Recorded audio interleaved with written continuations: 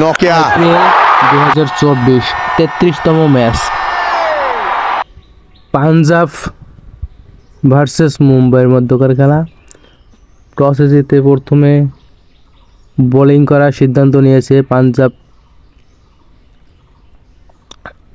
অধিনায়ক Sam Curran এবং প্রথমে ব্যাট করে হার্দিক পান্ডিয়ার দল।